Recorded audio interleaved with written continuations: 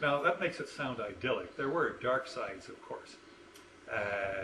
There were just a few miles down the road in Hillebury was a huge sanatorium in hundreds of beds, which was a TB sanitary. And you know, it was always filled. There were always people with tuberculosis. If you know, childbirth deaths or child deaths and birth deaths were very high in those days, and you got pneumonia, you got some of these other diseases, and you stood a real chance of packing it in. Mm-hmm. Working conditions in factories in the city were appalling, many of them. But we didn't have any factory. We had a canning factory just outside New Liskeard and a foundry. That was the extent of industry in New Liskeard. Darker things. There was a real edginess in relationship, at least in small-town English Canada, as if you can take, you know, whatever subset of small-town English Canada New Liskeard was, a real edginess between the relations between Catholics and Protestants, and between French and English. Mm-hmm. And it had its uncomfortable moments. I can recall a few of them myself, being a Catholic who was sent to an English-speaking school, you know, feeling a little bit like an interloper in there sometimes. Yeah, that was in the French and English. It was not so much a little hostility. It was just two different worlds. Mm-hmm. They didn't collide very often. It's interesting to note now that when I returned to that little town, that this Catholic Protestant, you know, Orange Lodge kind of bigotry has completely disappeared. And the same, by and large, with the French and English. I mean, there are intermarriages and families, and there's bilingualism. And it would be interesting to go back to that town and do another little picture of it, snapshot of it. Canada was multiculturalism. The word wouldn't even have been understood.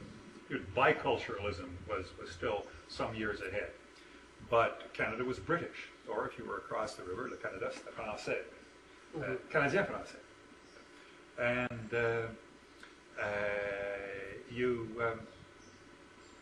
I think there was one Chinese family in New Liskeard. There was one black family, the mother was a nurse. Chinese family had a restaurant, and there was one Jewish family that had a clothing store. And that was the extent of the Canadian mosaic at the time. When we went down, as we did every year or two, to Toronto to go to the Canadian National Exhibition, in comparison to New Liskeard, or to Toronto, New Liskeard felt like a melting pot. I mean, Toronto was just overwhelmingly quiet and British. Very British. And everything was closed on Sunday in Toronto. Everywhere in Ontario, everything was closed on Sunday. Remember, you had to have a special book to go to the liquor board, and if you wanted to buy beer or a wine, even beer, you had to go with a little book in which the clerk wrote down how much beer, or how many bottles of scotch or rye or wine you had purchased, wine such as it was. And that was, you had to have a little sort of passport to buy alcohol. Do you remember those? I've forgotten that. I remember you'd go in and you had to fill out these slips, and then you went to this rough counter. Yes.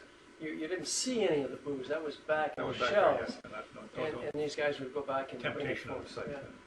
So I used to have this little book. The books were abolished. I can't remember when. But yeah, and then there was a Canadian National Exhibition. It still is. It is a big thing. But Canada has changed so much. Trying to think of it. There were no computers, of course. There were no video games. There weren't even electric typewriters. You had, a manual typewriter was already a significant piece of technology.